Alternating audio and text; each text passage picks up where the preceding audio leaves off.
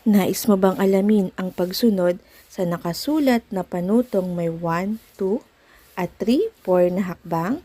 Panoorin ang video ito para malaman mo. Keep on watching to learn something. This is your teacher She, and welcome back to my channel. Before we proceed, please don't forget to hit the subscribe button, okay? Para malaman mo ang pagsunod sa nakasulat na panutong may 1, 2, at 3, 4 na hakbang, dapat mo munang malaman kung ano ang teksto.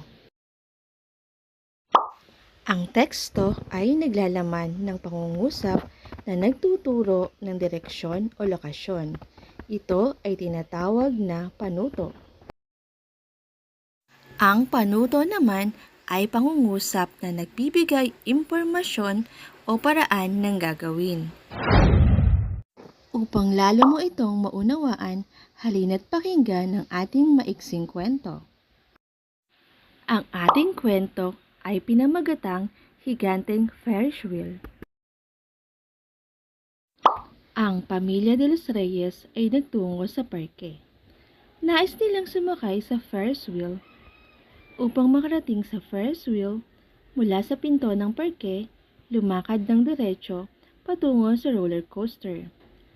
Mula sa roller coaster, kumaliwa patungo sa carousel. Pagdating sa carousel, kumaliwa patungo sa Ferris wheel. Baybayin ang daanan ng diretso hanggang sa makarating sa Ferris wheel. At ngayon mga bata, sagutin natin ang ilang katanungan. Narito ang panuto. Sagutin ang mga tanong mula sa tekstong Higanteng Ferris Wheel.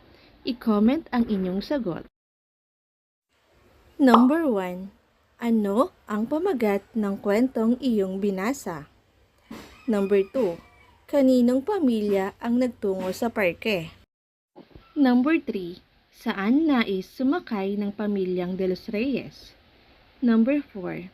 Paano makakarating sa Ferris wheel? Number 5.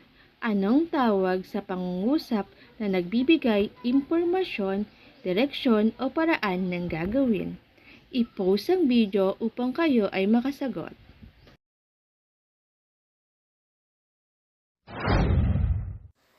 Narito ang mga sagot. I-post ang video upang makita kung tama ang iyong mga kasagutan. Nakakuha ka ba ng perfect score? Para sa ating pangalawang gawain, narito ang panuto. Sabihin kung anong lugar sa komunidad ang tinutukoy sa bawat bilang. I-comment ang inyong sagot.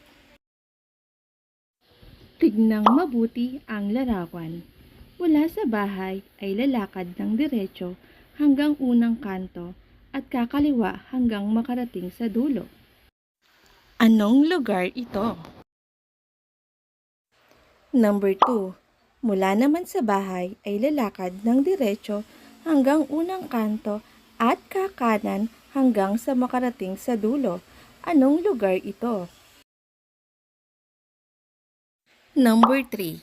Ito naman ay nasa kaliwang bahagi ng pangalawang kanto mula sa bahay. Anong lugar ito? Number 4. Ito ay nasa kanang bahagi ng pangalawang kanto mula sa bahay. Anong lugar ito?